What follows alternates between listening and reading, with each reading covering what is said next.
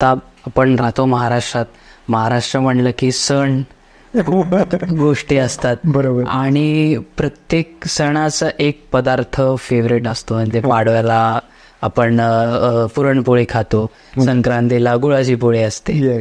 तर मग याचं काय कनेक्शन आहे की यावेळी याचे आणि मोस्टली गोडच पदार्थ असतात आपण, तर याचं काही आयुर्वेदमध्ये काही उल्लेख आहे किंवा काही कनेक्शन? हो, म्हणजे आपण जसं सुरुवातीला म्हणलं की धर्म अर्थ काम मोक्षाणाम आरोग्य मूलमुत्तम. धर्म असो, अर्थ असो, काम असो, मोक्ष असो. इथे धर्म असा, मी डॉक्टर आहे तर माझा डॉक्टरी धर्म, मी कोणातरी शेजारी तर शेजार धर्म. मी आता 60 मी नाही पण कोणी 60 वर्षाचं झालं तर त्यांचा वानप्रस्थाश्रम हाच त्याचा धर्म. अशा ह्यांनी त्याने तो उल्लेख केलेला आहे. तर त्याप्रमाणे आपल्याकडे ज्या ज्या सगळ्या सणांच्या परंपरा आहेत, ज्या अध्यात्माच्या परंपरा आहेत, त्या सगळ्या आरोग्याला अनुल्लेखित करूनच आहेत, त्याला दुर्लक्षित करून नाही. ओके. म्हणजे संक्रांतीचा जो आपण जानेवारीपासून सुरुवात केली तर संक्रांतीला जे आपण तिळगुळ देतो त्यावेळेला जी थंडी असते त्या थंडीमध्ये सगळे सांधे जळायला लागतात. जो तीळ आहे तो अतिशय उत्तम कॅल्शियम त्याच्यामध्ये. ओके. आणि गोळ्यामध्ये उत्तम आयर्न आहे. तुम्हाला आयर्न आणि कॅल्शियम असेल तर तुमचे गुडघे दुखणार आहेत का? नाही. सांधे दुखणार आहेत का? नाही होणार आहेत. व तुमचं पचन चांगलं होणं याच्याकरता ते तिळगुळ हा त्यावेळेला सांगितला. गुळाची पोळी त्यावेळेला खायला सांगितली. तीच गुळाची पोळी तुम्ही चैत्र प्रतिपदेला खा, तुम्हाला रक्त पडतं की नाही बघा. बरोबर. मग त्याच्यामुळे तो भाग त्यावेळेला सांगितला. त्याच्यानंतर पाडव्याला जे श्रीखंड किंवा गुढी उभं करायची, जो गुढीपाडवा जो असतो आपला, तर त्याच्यामध्ये जे कडुनिंब आहे, तर तुम्ही सहज आता लक्ष ठेवा की थंडी कमी झाली, फेब्रुवारी सुरू झाला की तुमच्या सगळ्या चॅनलवर त्या खाजेच्या मलमांच्या जाहिराती सुरू होतील. तर टिपिकल काळ आहे बघा. फेब्रुवारी, मार्च, एप्रिल महिन्यामध्ये ही सगळी फंगल इन्फेक्शन्स, खाज येणं, त्वचा, ज्यांना सोरेसिस आहे, ज्यांना स्किन डिसीज आहेत, ज्यांना कोंड्यांचा त्रास आहे, त्या इसब, नायटा, हे सगळे त्वचा रोग बरोबर त्या मार्च एप्रिलच्या दरम्यान, म्हणजे थंडी जाऊन उन्हा पडायला लागली, घाम यायला लागला की तो नेहमीचा त्रास होतो. म्हणून त्यावेळेला कडुलिंब खायला सांगितले, कडुलिंबाची चटणी खायला सांगितले. कडुलिंब हा त्वचेकरता अतिशय उत्तम. त्याच्यानंतर तो जो काळ आहे तो वसंत ऋतूचा काळ आहे. त्यावेळेला जे श्रीखंड बनवण्याची पद्धत होती ती पद्धत मी सांगणार आहे. तेवढे आपल्याला पदार्थांच्या पाककृती पण कव्हर करता तेवढे करू बरं. जर तुम्हाला पाककृती आवडतील तर त्याच्यामध्ये त्यांनी श्रीखंडाची एक पाककृती सांगितली. त्याचा संस्कृत शब्द आहे, म्हणजे माझे 5 पुस्तकं मी लिहिली आहेत. त्यातलं रुचकर तरी पथ्यकर नाव पुस्तक आहे. 15,000पेक्षा जास्त त्याच्या प्रती खपलेल्या आहेत. त्यात श्रीखंड करायची कृती दिलेली आहे. पण आता त्यांनी चक्का बिक्का लावणं कोण जमणार नाही. म्हणजे काही छान ब्रँडेड श्रीखंडाचा डबा जो काही घरी आणाल तर त्या श्रीखंडाला रूम टेम्परेचरला आणून त्याच्यामध्ये साधारण अर्धा किलो श्रीखंडाला 1 चमचा सुंठ आणि चिमूटभर मीठ घालून त्यांनी मिक्स करून ठेवायला सांगितलं.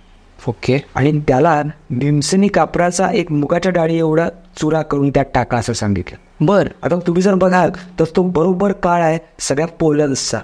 अमेरिकेमध्ये जसं पोलंडचा काळ आहे तसा आपल्याकडचा तो काळ आहे. सगळ्या ॲलर्जिक सर्दी खोकले त्यावेळेला होतात. हे श्रीखंड हे सर्दीवरचं सर्वोत्तम औषध माणूस वानपेठात वर्णन केलं. आपण म्हणतो मला श्रीखंड खाऊन सर्दी झाली, आईस्क्रीम खाऊन सर्दी झाली, ते होऊ नयेची काळजी आपण त्या गोष्टी घेतली पाहिजे. पण या आपल्याकडं आहार विधी विशेष आयतन असं सांगितलं की स्वयंपाक कसा करावा, जेवण कसं करावं, त्याच्यामध्ये हा संस्कारो ही गुणांतर धाक. एखादा मुलगा जर असा बिघडलेला असेल तर तो चांगल्या संस्कारांच्यामुळं त्याचं गुणांतर धान, त्याचे गुण बदलतात. जसं दुधाचं दही लावलं की त्याचं आंबट होत जातं, त्याचं आपण घुसळलं की ताक होतं, त्याचं लोणी निघतं, त्याचं तूप निघतं. हे सगळे संस्कार आपण त्याच्यावर तसे करतो.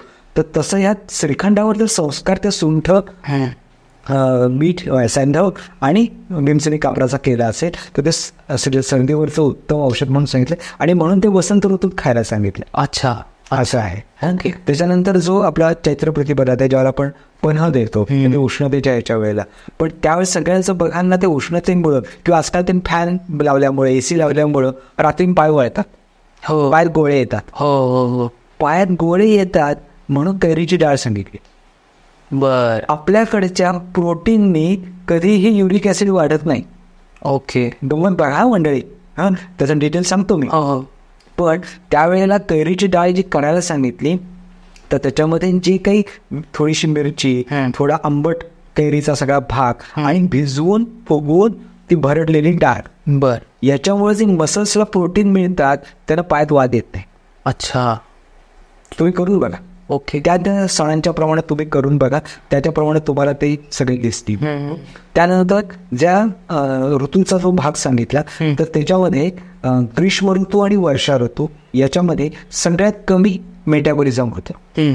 आता बरेच जण सांगतात ना 12 महिने मी 7 जेवतो, एक चपाती ठरले एकच चपाती खा, एकदम चुकीचं आहे. ओके. तुम्ही हिवाळ्यामध्ये जर 3 चपात्या खात असाल तर उन्हाळ्यामध्ये 1 चपाती खाल्ली पाहिजे. बर. कारण हिवाळ्यामध्ये 3 बर्नर पोटात चालू आहेत. अच्छा. वसंत ऋतू आणि शरद ऋतू, जो मागाशी आपण फेब्रुवारी मार्चचा वसंत ऋतू बघितला आणि सप्टेंबर ऑक्टोबरचा हा शरद ऋतू, ऑक्टोबर हिटवाला काळ, याच्यामध्ये 2 बर्नर चालू आहेत. आणि वर्षा आणि ग्रीष्म या ऋतूमध्ये 1च बर्नर चालू आहे. ग्रीष्म संपून जेव्हा पाऊस पडतो तेव्हा पोटातल्या आगीवर आणि पाणी पडतं, बरोबर, पाणी आहे, नवीन पाणी आहे, नवीन धान्य सगळं त्यावर निर्माण होत आहे. तर अशा वेळेला अजून अग्निमांद्य होतं, म्हणून सगळे श्रावणातले उपास सांगितले. बर, अच्छा, असं कनेक्शन आहे त्याचं. म्हणून श्रावणामध्ये चातुर्मास सांगितला, पथ्यानं राहा म्हणून सांगितलं, हे सोडा ते सोडा असं सांगितलं. म्हणजे आय एम व्हेरी सॉरी, पण माझं अजिबात असं मत नाहीये की अमुक एक खाल्ल्यानं कोणतं तरी देव प्रसन्न होईल. अच्छा. कदाचित मी वैद्य पण असल्यामुळे नुसतंच आध्यात्मिक नाही, थोडा शास्त्रीय भाग पण त्याच्यामध्ये आहे. म्हणजे माझ्या दृष्टीनं जे आपण निर्गुण निराकार असं ते त्याला म्हणतो, तर ते एका अणूमध्ये जे इलेक्ट्रॉन, प्रोटॉन, न्यूट्रॉन आहेत, प्रत्येक अणू रेणूत आहे ना, तो तुमच्या माझ्या सगळ्यांच्यात आहे, या वस्तूत आहे तो. तर तो इलेक्ट्रॉन, प्रोटॉन, न्यूट्रॉन म्हणजे ब्रह्मा विष्णू महेश एक निर्माण करतो, एक स्थिर करतो आणि टाकून देतो, असं आहे. तर त्या पद्धतीनं ह्या अन्न संस्कारांकडे बघायला पाहिजे की ते कसे बरोबर त्याला काय पाहिजे. नवीन धान्य आहे तर ते उपास करा. वडाचं तर आता महत्व तुम्हाला व्हॉट्सअप युनिव्हर्सिटीमध्ये असेल, किती ऑक्सिजन मिळतो आणि मूल होण्यासाठी वडाचं महत्व काय. मग तो मी व्हॉट्सअपवर बऱ्याच वेळा चर्चा होत नाही किंवा बोललं जात नाही. आजकाल म्हणजे माझा 73 सालचा जन्म आहे, माझ्या कळत्या वयापर्यंत किंवा मला लग्न होऊन मला मुलं होईपर्यंत, माझ्या 25-30 पर्यंत फुल पेज जाहिराती इनफर्टिलिटीच्या आम्ही बघितल्या नाहीत. मग ते आज तुम्हाला का बघायला लागतात. तुम्ही वडापासून लांब गेलात. त्या वडांच्या अंकुरांच्या मध्ये त्यावेळेस जे नवीन अंकुर येतात, पारंपर्याचे अंकुर येतात, वडाला जे लाल लाल अंकुर येतात, त्याच्यामध्ये इन्फर्टिलिटी घालवायचं सगळ्यात मोठं सामर्थ्य. बापरे. बर बर. हा जो स्पिरिच्युअलिटी आणि वैद्यक किंवा आरोग्य हे जे आपण जोडायला पाहिजे, त्यांना रूढी परंपरा म्हणून नुसतं आपलं दोरा हे केलंय. आणि कशाला नवरा हा 7 वर्ष 7 वर्षांवारी आई समजून केलं तुमच्या मनात आलं जन्मने 7 वर्ष पण नको. पण ते असं करण्यापेक्षा त्या स्त्री आरोग्याचा जर त्याच्यामध्ये विचार केला तर आयुर्वेदानं वडांना स्थिरी वृक्षात टाकले. बर. म्हणजे कुणाचं अंड बाहेर येतं, कुणाला मुळव्याध होते, कुणाला प्रोलॅप्स येतं, कुणाला काय होतं, कुणाला नाकात ते असे पॉलिप येतात. या सगळ्या ह्याच्यावर ते वडाचा चीक वापरायला सांगितलं. अतिशय उत्तम शुक्र धातूवर्धक. शुक्र हा पुरुष आणि स्त्री दोघांनाही असतो बरं का. याच्यासाठी त्या वडाच्या त्या चिकाचा उपयोग सांगितलेला आहे. त्यांच्या सानिध्याबरोबर त्याचा वापर करणं हा सगळा या श्रावणातल्या सगळ्या गोष्टीच्या याच्यामध्ये येईल. त्याच्यानंतर गणपती बाप्पा, त्यावेळेला आपण मोदक खात होता. तो मोदक हे म्हणजे उकडीचे केलेले असो किंवा तळणीचे केलेले असो, त्याचं जे सारण आहे खोबरं, गोळ, वेलदोडा, हा बरोबर तुम्ही बघा त्यावेळेला अग्नी वाढायला सुरुवात होते. आणि तिथून आपल्या ह्याच्याप्रमाणे आपल्या वेदांच्या प्रमाणे हा मिळायचा काळ सुरू होतो. आदान काळ आणि विसर्ग काळ. ओके. 3 ऋतू आहेत, शिशिर, वसंत, ग्रीष्म. म्हणजे जानेवारी, फेब्रुवारी, मार्च, एप्रिल, मे, मिड जून हा जो काळ आहे हा निसर्ग तुमच्याकडून काढून घेत असतो. बर. आणि एकदा पाऊस पडायला लागला निसर्ग तुम्हाला द्यायलाच करते. मग देण्याच्या काळामध्ये तुम्ही साठवणूक केली पाहिजे. ओके. जेव्हा तुम्हाला मिळतं त्याच वेळी तुम्ही बचत करता आणि मग वादारपर्यंत युटिलाइज करता. तर तसं ह्या 6 महिन्याच्या काळात या 3 ऋतूंमध्ये मिळवून ठेवायला पाहिजे. आणि त्याच्याकरता हे मोदक 7 धातू म्हणजे जे आज एखाद्या माणसाच्या आवड टवटवी दिसते आपल्याला, आपण त्याचा ऑरा म्हणतो, ती रसधातूपासून असते, त्याला प्रीणन असं म्हटलंय. आणि त्यातून शुक्र धातूपर्यंत 7 धातूंना हे मोदक पोषक आहेत. बर. आणि त्याचं जे पंचखाद्य नावाचं जे आपण प्रसाद देतो त्या 5 प्रकारचे खण नसून खारी, खडीसाखर, खोबरं, असं जे पंचखाद्य आहे हे अतिशय उत्तम बुद्धिवर्धक. बर. तर हा जो पंचखाद्य आहे, तर आपण तुम्ही तुमच्या मुलांबद्दल जर तक्रार करत असाल किंवा अभ्यासच करत नाही, एका जागी स्थिर बसत नाही, सारखा कडकड करतो, सारखा खेळायलाच पडतो, मोबाईलच धरून बसलेला असतो, तर वर्षभर पंचखाद्याचं नैवेद्य दाखवा. म्हणजे किंवा नाही लागायला तो आपल्या घरातला बापाच आहे की मुलं म्हणजे देवाची फुलंच म्हणतो आपण. हे पंचखाद्य जे आहे ते फक्त गणपतीला नैवेद्य दाखवण्यापेक्षा तुम्ही या अस्थिर मुलांना जर दिलं तर त्यांची स्मरणशक्ती चांगली. बर. ती बुद्धीची देव तर उगाच नाही म्हटलेले, नमस्कार करायला फक्त नाही म्हटलेलं आहे, ती अंमलात आणायला म्हटलंय. त्याचं जसं वर्णन करतो आपण की ऐकावं जास्त बोलावं कमी, तसं त्याचे जे आता आरोग्याचा त्यांना पाहत फक्त आपण बघूया. तर हा झाला. गणपतीच्या नंतर जे नवरात्र येतं तर त्यावेळेला सगळे जे डान्स आणि हे प्रकार जे सगळे तिकडचे कलकत्ता आणि इकडचे जे काही आहेत त्या किंवा आपल्याकडे जे उपास करण्याची जी पद्धत आहे, 9 दिवस पायात काही न घालता चालायचं घर पद्धत आहे. पण त्यावेळेला तर देण्याचा काळ सुरू झाला. आता तो अति पैसा आला तरी माणूस वाईट मार्गात लागतो ना, तसं निसर्गाला अति दिलं तरी तुमची पोटं सुटतील, तुम्ही जाड व्हाल. म्हणून ते 9 दिवस तुम्ही स्वतः त्रास द्या. त्याचं स्मरण करा की बाबा तुझ्यामुळे मिळालंय, मी चप्पल न घालता चालणार, मी 9 दिवस फलाहार करणार. का तर जर मी याला आता 9 दिवस विश्रांती दिली तर ते चक्रीची वडण दिवाळीतलं पचवड आहे ना. अच्छा. नवरात्रामध्ये पण श्रीखंड पोळी आणली आणि तिकडं जर पुढा जर का समजत दिवाळीला पण तो सगळं खराब केला तर मग काय, मग प्रकृतीवर हेल्थ रजवला त्या आणि वजन कमी करा असं करायला लागेल. काही करून नाहीये म्हणून हे सण सांगितले. आता नवरात्रामध्ये जास्त तुम्ही हे करा, स्त्री शक्ती जी आहे तिचं स्मरण करा, खेळा, रात्री थोडं जागरण करा, असं सगळं सांगितलं. नंतर जो दिवाळीचा काळ येतो, आपण जे आजकाल म्हणतो की तुम्ही वर्षभर चकली खाऊ नका, तर दिवाळीच्या काळातच खा. पण दिवाळी म्हणजे 4 महिने हिवाळ्याचे चालते. ओके. तर त्याच्यामध्ये खाण्याच्या मध्ये सुद्धा म्हणजे नेहमी मला गमतीमध्ये गमतीशीर एक नुसका सांगतो. मी प्रॅक्टिकल माणूस आहे, पेशंट बघणारा असल्यामुळे मला काहीतरी सुचत जातो मनामधला.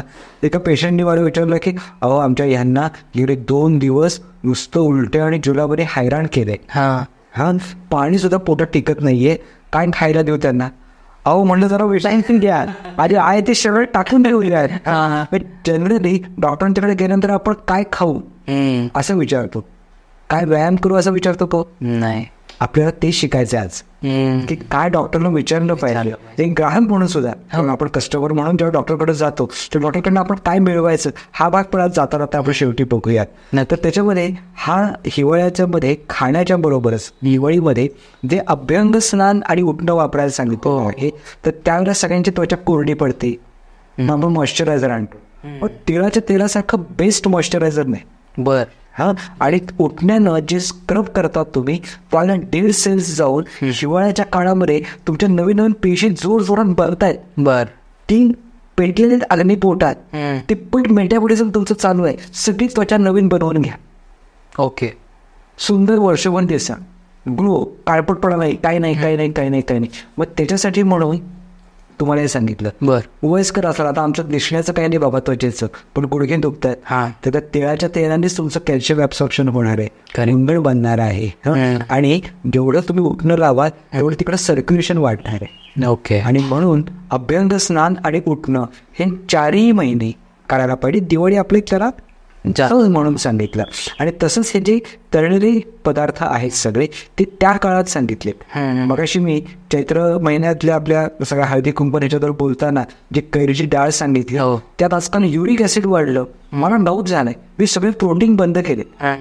मला असा प्रश्न पडतो, मी जे मगाशी म्हणलं प्रकृती आयुर्वेदिक हेल्थ रिसॉर्टलाच काय यायचं, तर इथं मलाच का असा विचार केला जातो. मग गमतीनं नेहमी म्हणतो, आमचा कोल्हापूरचा एक मित्र आहे, त्याच्याकडे आठवड्यातनं 4 वेळेला नॉनव्हेज असतं, 2 वेळेला मिसळ असते, एकदा वडापाव असतो, त्याचं नाही युरिक ऍसिड वाढत.